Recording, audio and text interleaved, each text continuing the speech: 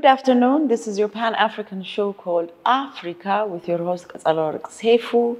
Today we have a guest and we come to him this time on a completely different way. But I would like to say thank you for giving us the opportunity to have this conversation again with you. Well, welcome back to your second home. Yes, thank you.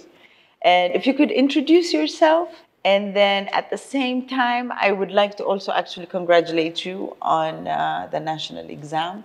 Your 12th graders all passed, 41 students of yours. If you could tell us about that and how this school was able to actually achieve that, that would be great. Perfect. Okay, thank you, Kazala. Again, welcome back. It's really nice to have you here on campus in the Indigenous Science department here at Lebawi International Academy. The 12th grade national exam results, Lebawi International Academy is getting a lot of attention these days towards it, and it's nice to be recognized. We appreciate that, but a couple of things to highlight. One, this is the 6th cohort that we've lined up for the national exam, the 12th grade national exam, and we've never had anybody fail. Actually, every year, our ambition and our strategy, as far as the exam itself is concerned, is to see where we are nationally. Are we in the top 3%, top 5%, etc.? And our view of the exam is it's just one milestone that students have to check off because the purpose of education, and we'll talk about that, is not to pass exams. And what do exams really measure at the end of the day? Right. So we're trying to prepare the students for life.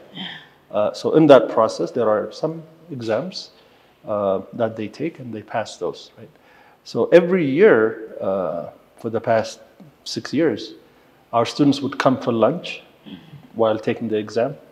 And after they take the exam, we would talk about what the experience was like for them. And they would say, there's so much cheating, and the teachers and the students, other schools, organized, and the answers have been, have leaked already, the questions have leaked already, and it's not fair. We have a concept called sanat on campus. And we tell them, okay, that's fine, but you walk a straight line, and it will pay off eventually. In acknowledgement to the Ministry of Education and the Ethiopian government, in terms of they spent, I think, over 2 billion birr to make sure that cheating didn't happen this year, securing the exams and the protocol of how the exams were invigilated and all that stuff. And when that was done, somehow, those who walked a straight path, the shine, the light, they shone. They shone, right? Exactly. Yeah. So we had a recognition ceremony for them.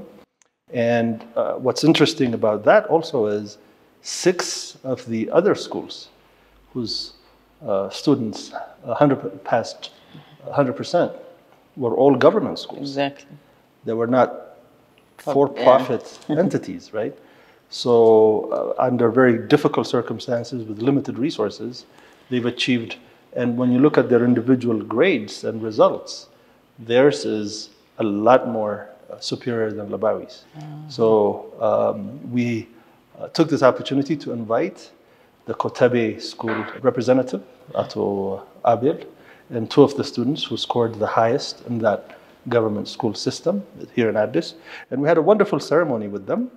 And we have started working with them collaboratively to really look at appreciative inquiry. 3% passed nationally, 97% didn't pass. So instead of trying to fix the 97% and look at problems, another approach is what are the success factors in these 3% passing, because success is easier to duplicate than actually solving problems, right? So we're, forging alliances with these government schools and trying to exchange knowledge and transfer knowledge and work together, right? So that's how we see the national exam. It's just one exam, but the national crisis, it's an indicator that we have a broken system nationally, right? And a lot of work is really expected of us. Education is everyone's business. Government, parents, students, teachers, teaching, training institutions, teacher training institutions, the business community, etc. All of us have to really come together and address this larger issue than what the exam kind of pointed at. How do you think Lebawi achieved passing 41 students? Well, our focus is not the exam. Yeah. Our focus is much bigger, and within that big agenda of preparing students for life, exam is part of it. Yeah. You take exams, as part of the natural process of education. So our approach is for us to really achieve the purpose of education, which is much larger than standardized exams and passing exams. So when you focus on the larger purpose of education and you have a philosophy, an underlying philosophy, then naturally passing exams becomes a very basic, simple part of the process milestone, as opposed to the agenda, right? So that's how we do it. We have a very comprehensive philosophical foundation, a very comprehensive idea of what education should be or must be, and we work on that. And in that process, all our students simply pass these exams. So what is education? Well, that's a good question. When we started out Lebawi International Academy, we did research for a number of years before we opened 10 years ago in 2013. And when we did the research for 6-7 years, we would come to Addis. Most of us were in the Seattle area at the time.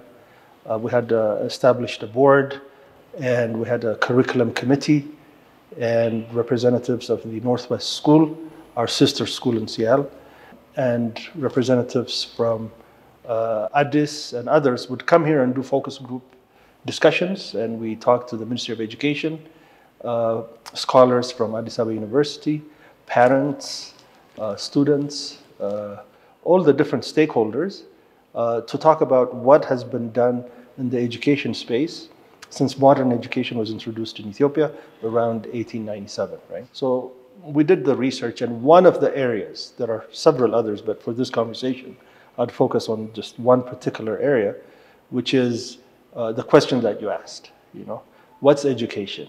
How do you differentiate between the educated and the uneducated? What's the purpose of education?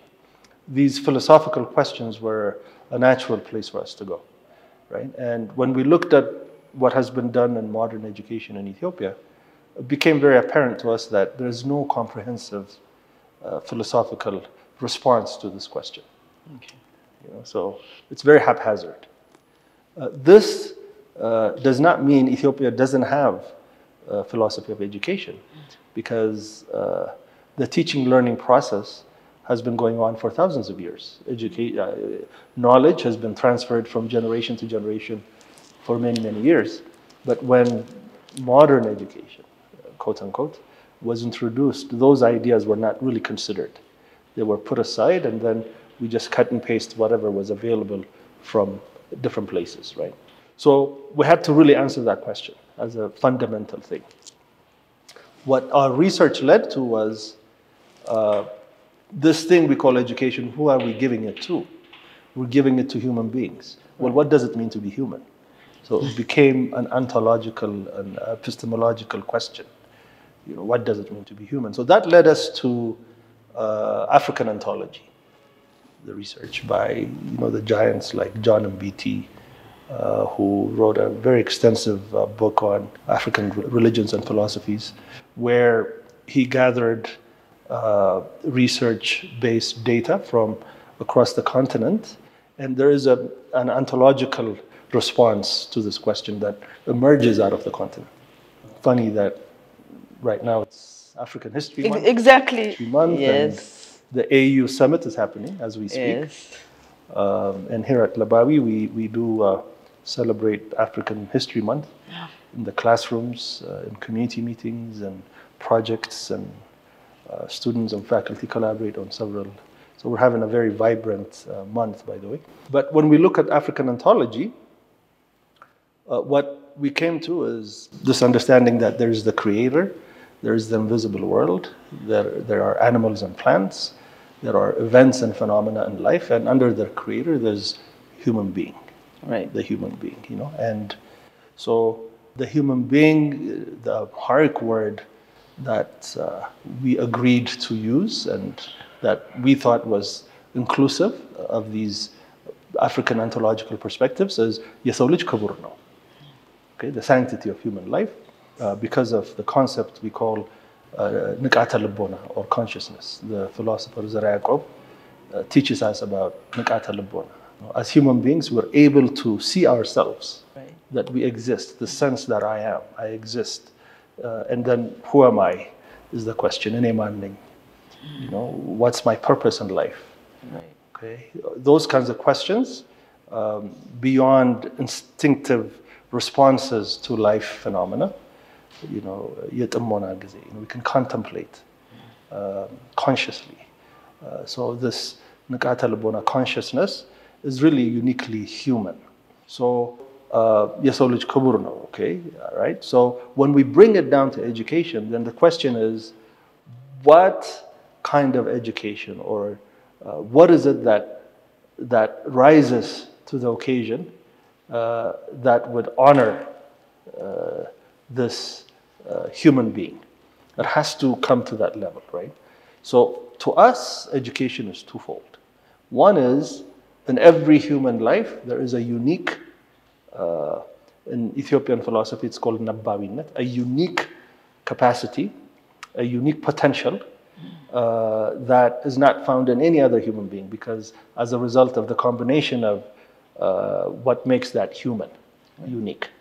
Okay, each combination is very unique, historically, biologically, sociologically, psychologically, emotionally, etc. Right? So in every human, there is something very unique. So education is a tool that human beings use, or enables human beings to look within, find that unique thing, bring it out, experiment with it, and live an examined life. So that's one aspect of it. So from that, you can derive and talk about the purpose of education and broaden it, right, beyond the individual. But for us, the African ontological response and the Ethiopian philosophy of education is for each Lebawi, for each unique individual human being, to look within, bring out what is unique about their life, experiment with it, and live an examined life. So we use the expression, be fully expressed. Okay, be authentic, authentic to your deepest self, and live that life. Have the courage to live a life that's examined in these terms. To us, that is really real education. To be able to do that is real education, and education can be used as a tool, right, to travel that journey. So basically, if I understood correctly, education would mean that, for example, I give you my child, and you basically find out what this child has within themselves and bring it out. It's not about dumbing him down. It's not about dumbing them down, and it's not about us as a school finding out. It's us about as a school helping, creating the conditions whereby that process is supported and facilitated. So it would help them find themselves. Yes. Brilliant. So when a student comes to our school, we only have one question. Okay, what's inside that child? Yeah. And everything we do revolves around really helping them find that thing and co-discover it. And our job is to really facilitate that process. We encourage, we challenge, we do whatever it takes for that process to flourish. I think we need to invite some music. First, I want to take you to Senegal. The name of the song is The Roots, Presidents of Africa. You can't hate the roots of a tree and not hate the tree. You can't hate your origin and not end up hating yourself. You can't hate Africa and not hate yourself.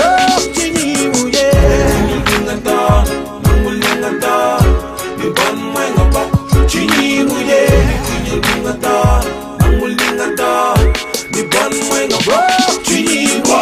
quoi t'as honte?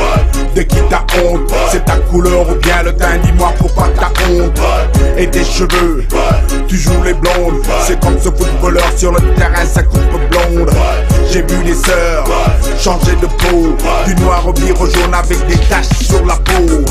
Le truc est sale, en plus ça pue. C'est comme Michael, à moins que ça tu trouves ça beau.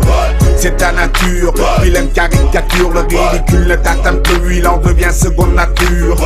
Papa c'est pas beau, tu sais pas mais c'est pas beau. Tu suis comme tout le monde dans le troupeau, pourtant c'est pas beau.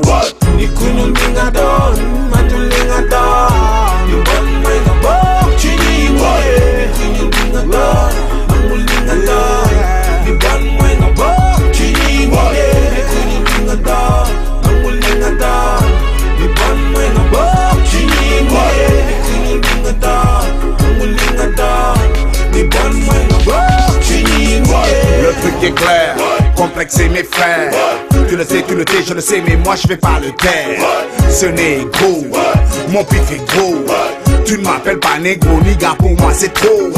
Y'a 400 ans, plus 50 ans, ça fait 450 ans qu'on nous viole, qu'on nous pourrit le temps. Mon attitude, ma négritude, comme un félin blessé, moi je bondis sur ma tigritude. Mon anémisme, mon athéisme, mon panafricanisme, je me bats contre l'anticamétisme. Quelle belle mine, ma mélanine, couleur qui me protège, qui me vient du ciel, couleur divine.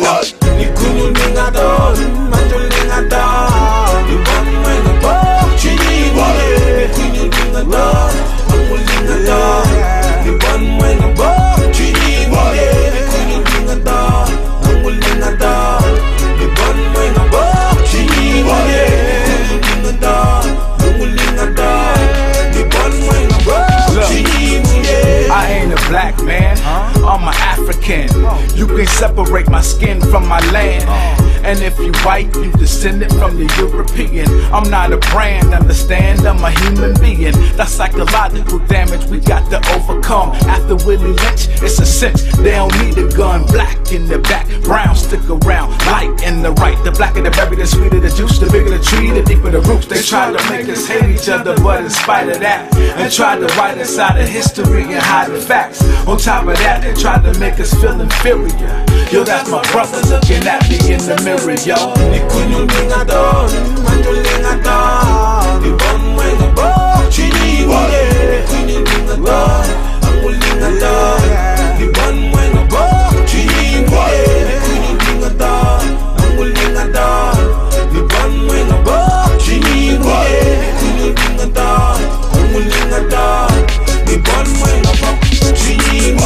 I say that again, that I'm not a racist. I don't believe in any form of segregation. I'm for the brotherhood of everybody, but I don't believe in forcing brotherhood on people who don't want it. As long as we practice brotherhood among ourselves, and then others who want to practice brotherhood with us, we practice it with them also. We're for that. But I don't think that we should run around trying to love somebody who doesn't love us. Thank you.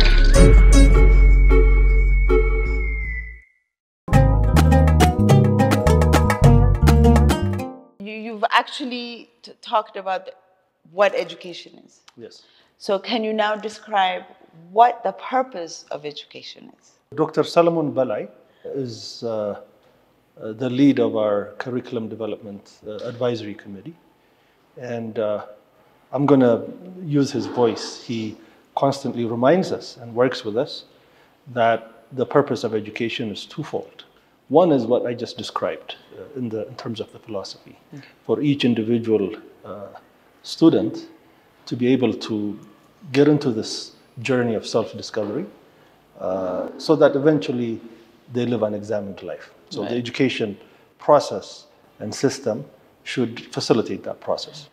But more broadly speaking, in terms of culture, the purpose of education is to transmit and transform culture. To transmit and transform culture. To transmit knowledge, age-old knowledge that has worked for the society, and then to identify areas that are not working very well and to transform those. Okay. So, what do you mean by that? We're in the indigenous science department office having this conversation. And what does indigenous knowledge mean? Indigenous knowledge is simply something, a body of knowledge that any society accumulates over the years. So when people live in a community as a society, they encounter all kinds of problems. Right? People get into conflict. Conflict has to be resolved. People have to eat, so food security. People encounter economic issues, so economic policies. People encounter political issues, so political systems have to be established. Health issues, so health is an area that has to be worked on. So for a society to continue as a society for a long period of time, it has to resolve these issues. Otherwise, it will cease to exist. So in a place like Ethiopia, where we have existed as a society and community for a very long period of time, it means we've resolved many issues, and therefore there is knowledge. That's what indigenous knowledge basically is, in all these different sectors. So education is about really transmitting, rather, this knowledge from generation to generation. And the area that doesn't work very well or that needs improvement, to transform that through the education process. So it's twofold: to transform, if it needs to be transformed, otherwise to transmit this body of knowledge from generation to generation. So that's the purpose of education. Right. Yes. So in time, as the years go, depending on the progress and stuff like that, the education system pretty much goes with the time. It does. Right? So yes. you change what you need to change, yes. and then it continues. Yes. Okay. And it's not a static thing that you've baked once exactly. and it stays there. Yeah. It's a you very have to dynamic continue. process. Yeah. Yes. The same way as a teacher that you've had 10 years ago. Yes. He can be teaching, but in the process through the 10 years, he has to go through his own transformation. Definitely. Right? Definitely. So he has to have training. Has to have you have training, to be able to keep grow up, the yes. mind. Definitely. Okay. Okay. What I really like, because when you think of a school, you know, I mean, we've all gone to school. So I'm going back in my head and to think of when I was in school, yes. how were the teachers? Yes. You know, because what you just said made such sense. Usually you have a 20 to 50 classroom full of students. Yes. So it really takes a fantastic teacher to be able to have all those students find themselves. Yes. I mean, it takes a remarkable human being, actually. Yes. And some classrooms are up to 50 students and some are 20 or even less. Yes. So how hard, or I shouldn't say how easy, how hard is it for teachers to actually, or how involved do the teachers have to be with their students to be able to find, yes. to help them find themselves? The problem is twofold. One is none of us went through a school system that really focused on that. No, exactly. Okay? The problem is twofold. One is, the larger problem is that none of us went through a process, a schooling system that focused on really identifying that and bringing it out, right? Exactly. So it's a very fresh, revolutionary, if you will, thought process or idea to organize a school around this basic principle, right? Right. So how do you do it when you yourself haven't gone through that process? So at Lebawi, the way we go at it is, okay, when we say be fully expressed, okay, this is not an assignment given just to the students. Right. It's an assignment given to the head of school. It's an assignment given to the teacher. Okay, so the teacher who teaches physics has to smell like physics. Physics has to be his expression, right. Has to be his language, right? So when we do interviews and when we hire people, and the training revolves around authenticity and being authentic to the position and role that you play. That position and role that you play has to be your expression. Okay, it has to allow you, it has to be a platform that allows you to fully express yourself. Okay. When you do that, the more people do that in a system, it becomes the culture of the school. And then students are also encouraged within that system to facilitate that process and find themselves, right? So Be Fully Expressed is for everybody, from the security guard to the head of school, to the cleaners, to the teachers, etc., as a way of a philosophical foundation and grounding that all of us come to. Okay, so that creates the culture and the space to do that. And then programmatically, we have the academics and we have the leadership center, where we work with soft skills as well as academics, and a host of activities that students engage in to really bring this out, to give them opportunities to bring it out, right? At Lebawi, we have a thing that we called, in Amharic, we say, "Mnaragfaቸው ነገሮች." So there are some misorientation that we've come to the space with, because of the lack of education system that focuses on what we're talking about. So we have to drop those and add these new ways of thinking, new ways of creating pedagogy and curriculum, etc. Right? So it's a challenge, but we know we're on the right track because we see it in the students. Right. The students become very dynamic and fully expressed, amazing human beings. And in the process, we also get the courage and strength to stay on that path, if you will, right? So it's about creating a culture, right, around these principles. Okay. So have you, at this point, you said it has been 10 years since the school has opened. Yes. And because of what the school achieved in the last national exam, have you been asked by other schools how you did it? Yes, yes. We're getting a lot of calls from various schools, high schools, universities, both locally and abroad. A lot of proposals are coming in for collaboration, and we're carefully looking at those, and we formed a committee that really looks at these things, and we're also governed by a board of directors. Right. So selectively, because we don't want to overextend ourselves, but selectively and very surgically, we want to contribute to the national dialogue. We want to contribute to other institutions and impact the system, beyond one school or two schools, because the narrative around education has to change. Right, and we found that out. Yeah, we found that out. This is a good indication. So, yes, these things are coming in, and we're carefully looking at them, and we've started a couple of initiatives with other institutions. With other institutions. Yes. Private also? Private and government. Yes. Beautiful. Yes. Because I remember the first conversation we had, we were talking about the school, and one of the things that you had mentioned was that you're not trying to open like Lebawi 1, Lebawi 2, Lebawi 3. This is the campus, but you'd like to be able to share what it is that Lebawi, or how Lebawi does what Lebawi does. Currently. So tomorrow, are we going to open a college? Maybe. So yeah. Yes. But as it stands right now, that's the approach we have. But again, depending on our growth and what's demanded and what's needed, we're flexible in that space. But currently, this is what we're focusing on. Yes. Yeah, because in the 10 years that you've been around, you've achieved so much.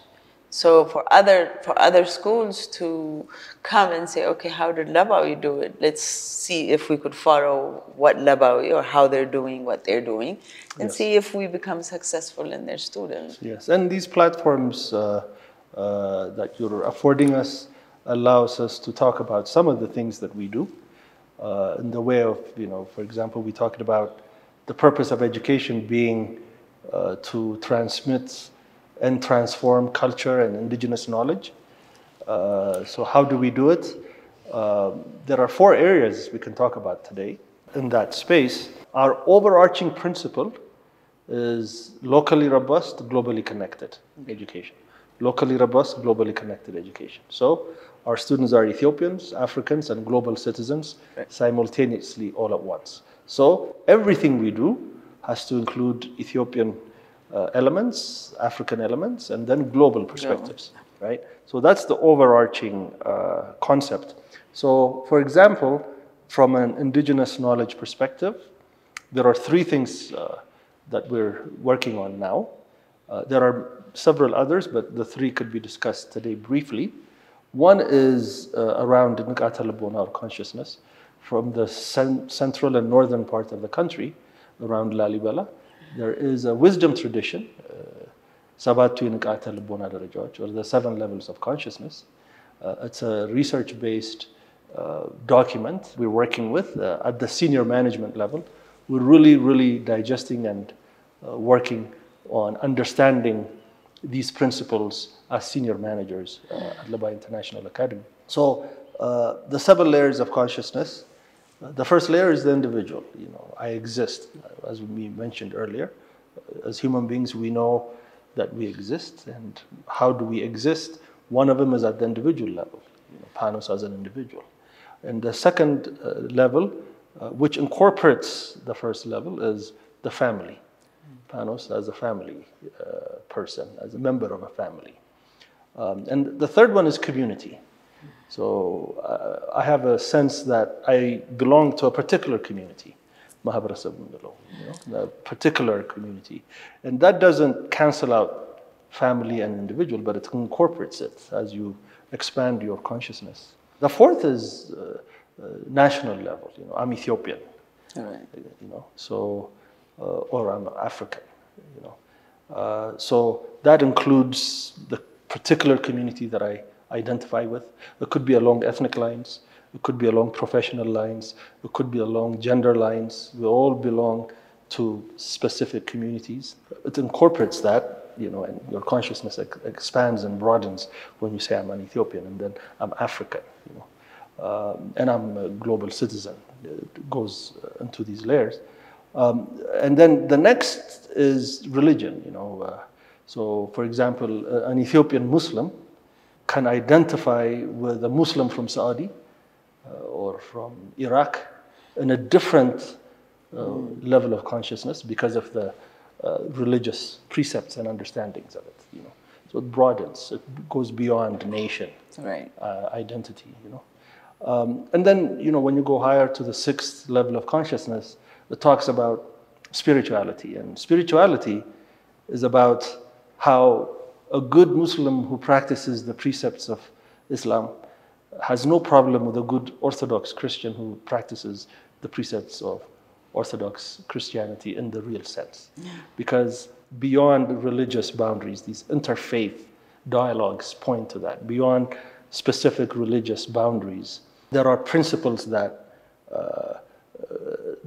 could bind and bring people together beyond those religious principles. Bigger ideas like peace and unity and those kinds of things. So that's the 6th level, and the 7th is wisdom. And the wisdom traditions really are evidence that these wisdom traditions were crafted by people who were at the 6th level of consciousness. They're individuals, they're part of a community, they're part of a family, they're part of a national identity, a continental, global identity, a religious particular group. But going beyond that gives you the platform to really go into the wisdom space, because you are able to do one fundamental thing at that level of consciousness, which is you are able to balance and harmonize conflicts and contradictions that you have within yourself as an individual. Balance and harmonize conflicts and contradictions you may have in a family, in a community, in a nation, in your religious and spiritual traditions, etc. So this is consistent with the Central African concept of Intu. They talk about the healthiest human being, or a healthy human being, is one who's able to create balance and harmony along those lines, right? So it's a very expansive way of being in the world. It's very inclusive, okay? So these 7 layers of consciousness at Lebawi, it's an indigenous knowledge system, a body of knowledge that we're looking at, comes from the Lalibela area. And our senior management team is really delving into that and studying that. And how do we create balance and harmony within individual employees? How do we create balance and harmony within departments, groups that they belong to? How do we create balance and harmony as an institution with Lebawi? And how do we create balance and harmony with institutions outside of Lebawi, with others, and how do we contribute through that process to the larger conversation, global conversation of what it means to be human and what is education, etc. Right? So this is one particular tradition that we're looking at in terms of transmitting and transforming this knowledge and bringing it into an organizational structure. Another one that we're looking at is from Sidama area. You can see on our campus there are built cottages in the Sidama style, and we're working with some elders from the Sidama region on conflict resolution. So at Lebawi we have a discipline committee, and we have a student code of conduct. Okay, and the student code of conduct talks about the do's and don'ts, rules and regulations of how to maintain our standards and civility, etc. Right? And then the discipline committee is charged with the responsibility of saying level 1 offense, level 2 offense, level 3 offense, level 4 offense, and we take quote unquote punitive or maybe even restorative measures to make sure that individuals come back to the fold of things, right? There we're not very, very strict. We focus more on what we call higgal bona. So, everybody has something that tells them right from wrong, and we want to really help students grow that as much as possible, but the rules are there. Okay, so in Ethiopia, for example, that's akin to the court system, okay, where people go to court and the judges decide what the punishment is, what the way to bring them back to society. Well, in Ethiopia, over 75% of conflict is resolved in traditional indigenous knowledge systems and processes. They don't even come to the court.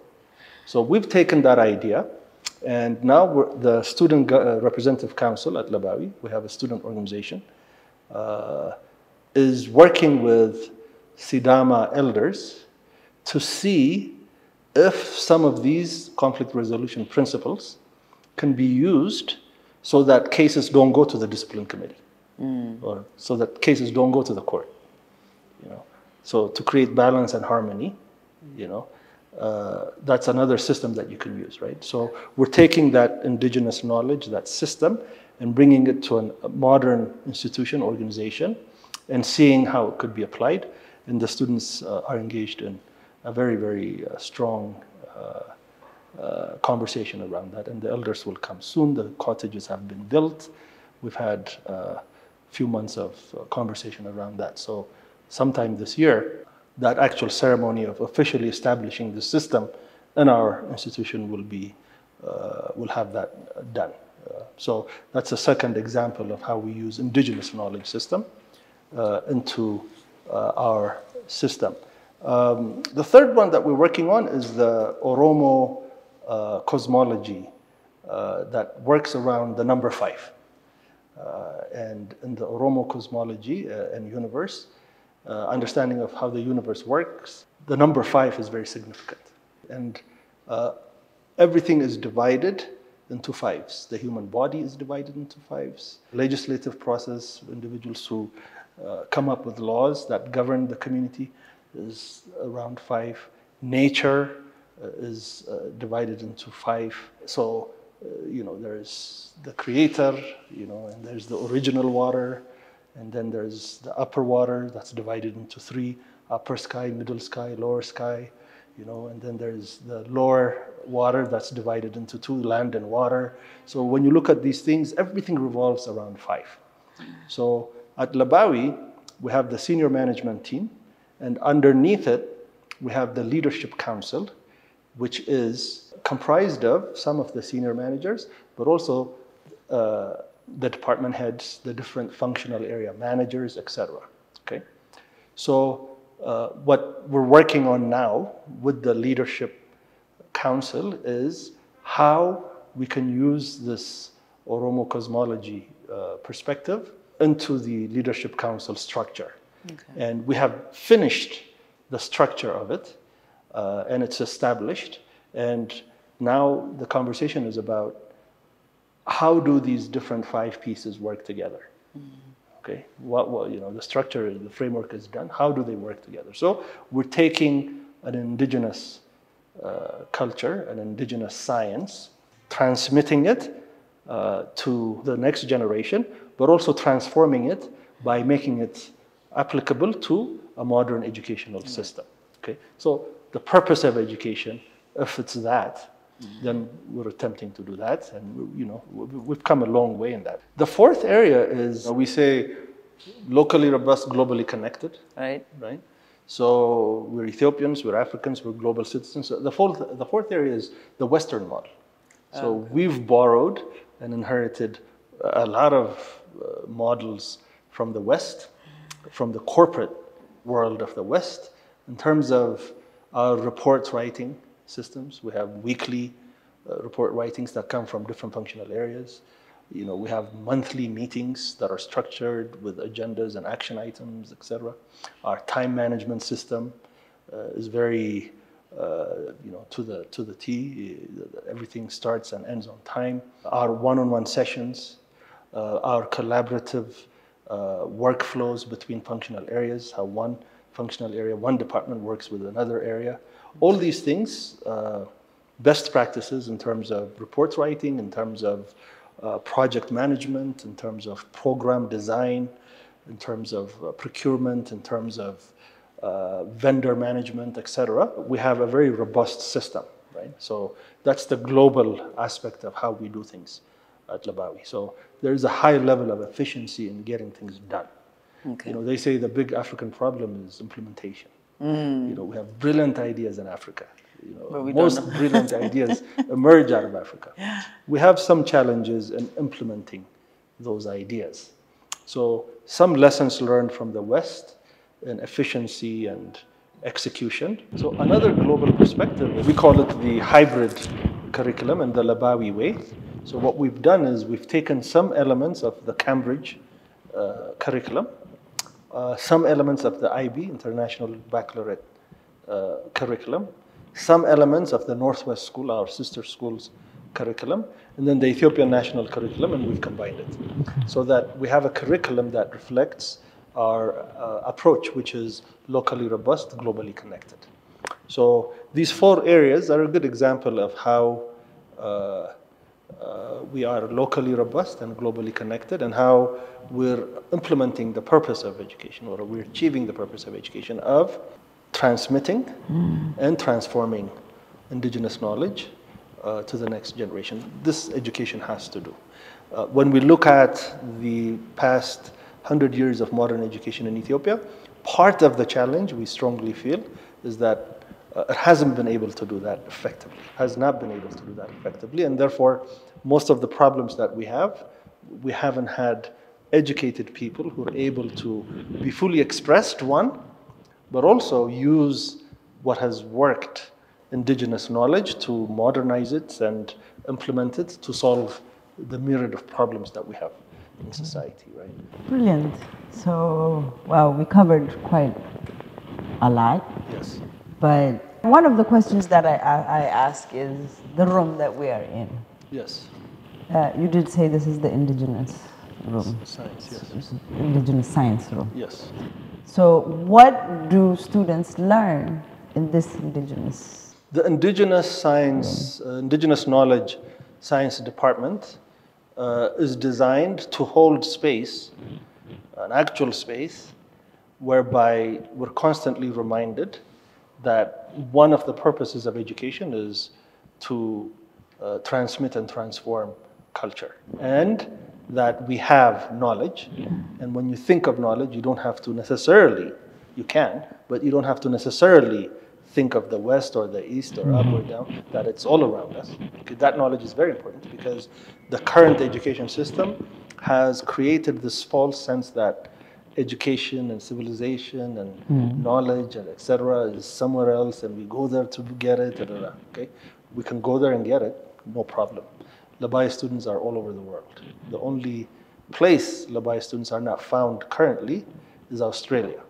So they're in Ethiopia, graduates, Lebawi alumni, So we don't have a problem with going to places. We don't have a problem getting knowledge from elsewhere. As I mentioned, we use elements of Cambridge, elements of IB, elements of the Northwest School. But it cannot be at the cost of you not having anything of your own. Correct. So it holds that space for us, and it's a constant reminder of that, one. Two, students engage in various projects. The COSO project, the Injera project, the TIT project, the Cotton project, and many other projects where the conflict resolution project is through the civics classes, and many through the sciences. And this place is a resource center for students and faculty to come to and use the books that we have collected and use them to execute these projects. Okay, so it's a resource center. It's a mini library resource center. Two. Third one is we invite people through this department who have knowledge in this area, and they become part of our lecture series, program, etc. So much so, Dr. Solomon Balai was invited through this department initially, but he's part of our team now, and he's helping us really develop and train our faculty in this very progressive aspect of our curriculum and pedagogy. So we have come to the end of our discussion. Yes. But before we close off, you being an educator, I know you have some great advices for my audiences, and especially for the next generation students. Yes. So I will give you the floor so you can advise us. Well, I don't know, only fools give advice, as they say. But there's a person that I really respect, Chunoa Achebe. A saying from Chunoa Achebe would be a good way to close. I'd like to quote Chunoa Achebe actually as a closing. Until the lions have their own historians, history of the hunt will always glorify the hunter. So this is really about telling our own story. Right.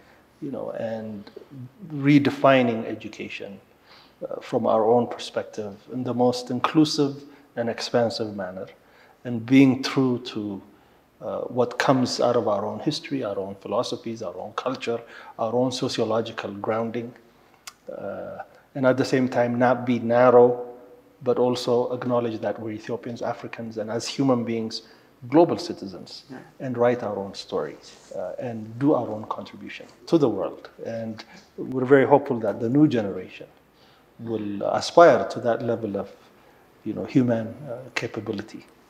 So we hope so. We hope so too, yes.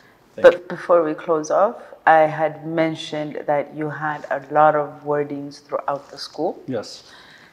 And the question that I actually wanted to ask on those was, if there was a reason why you actually thought that it was important to write all these words throughout the campus, I would like to know why you thought that would be good. That's a very good question. So in organizational culture, there is a concept of alignment. Right. And there are 3 areas of alignment. For any organization to be sustainable, to have longevity, and to stay true to its mission, it has to be aligned on 3 areas. Okay. One is the core philosophy of it. Okay. It has to have a philosophical foundation. Okay. We're in the business of education. We're educators. So what is education? How do you differentiate the educated from the uneducated? That has to be really articulated. And then you have to reach to a point where you have to have a core principle that's not negotiable. You can change the building, you can change location, you can change teachers, you can change this, that, you can change a lot of different things, but there has to be a philosophical foundation that's your grounding. Okay. That's one. Okay. And then there are core values that bring the community together, and you work around these values. So we have 3 values: self-examination, creativity, and Ubuntu. Self-examination is for each individual at Lebawi. It's an assignment given to teachers, to students, administrators, everyone, to self-examine on a continuous basis. And what they self-examine is whether or not their actions, the way they talk, the way they relate with others, the way they represent themselves, not only on campus, but in the community? Does it reflect that height of human decency? Okay, does it do that? And there's a little voice that tells you that. Okay, so that's a value that we work with. The second one is creativity. Creativity for us is problem solving. As a head of school, as a general manager, I deal with 100 problems a day. But I don't sit down and complain about problems. I have to be creative enough to solve these problems. Okay? The guard at the gate, 200 problems a day. All kinds of people come. He has to be creative in solving these problems. The teacher in the classroom, the student on campus, they may not like everything about the school, but they have to creatively be part of the solution. So in every class we say, I am part of the solution. The third one is Ubuntu. We're conducting an interview. Okay? You're the interviewer, I'm the interviewee. To say I am the interviewee, I have to necessarily make a reference to the interviewer. Without the interviewer, there is no interviewee. Right. Without the teacher, there is no student. Without the student, there is no teacher. Without the teacher, there is no head of school, etc. So our relationship also is bound together. It's an interconnected space. So these are our values. And these values allow us to meet the philosophical foundation. It's aligned. 3, it's artifacts. What you see on a daily basis has to also be aligned with the values and the philosophy. So the writings are a constant reminder that this is what we're about. Okay? So the writings can change, the values can change, and new writings and new values can be established, but the core philosophy and foundation, which is Yasolij Kuburno, that's our standing, that's our grounding, right? So when the 3 are aligned, when the artifacts, the things you see, the things you do in the classroom, visually, are aligned with the values of how you relate with one another, and they're aligned with the philosophical foundation, institution can be powerful and sustainable. And institutions that have been around for 100 years, 200 years, 300 years, the big institutions, international institutions that we talk about, they achieve that longevity and that grace because they're aligned in those terms. So that's one reason we have these things. The second one is Ato Hailemariam Suyuma, our Leadership Center manager, has coined this term for us, and he says educational museum. So for any person who comes to this space, it has to be like a museum-like experience where everything from the garden to the writings, to the labels, to the color choice, thanks to our in-house artist, Ato Mulugeta, who coordinates the colors so skillfully and carefully, has to give you a sense that it's an experience to be here. It's not just a building you come to. It should be an experience, right? Yeah. So that's the second reason. We want to trigger imagination and inspiration just by visually seeing these things. The third one is, our 5 senses are related to our spirit. What you smell, what you see, what you touch affect you at a much deeper place as well, right? So if what you see is pleasing, if what you see is intriguing, if what you see is calming, you're more inclined to be in a deeper, more calm space, whereby teaching and learning can be facilitated. So we stay here all day, and it's a beautiful space. Thank you very much for giving us this time. Thank you so much for coming back. Yes, thank you again. This is your show called Afreeqa with your host, Kazalarok Seifu. Our conversation today was with Professor Panos, and we thank you and Lebawi International Academy for giving us this second opportunity to talk to you. Please tune in on Saturdays on Arts TV at 4 p.m.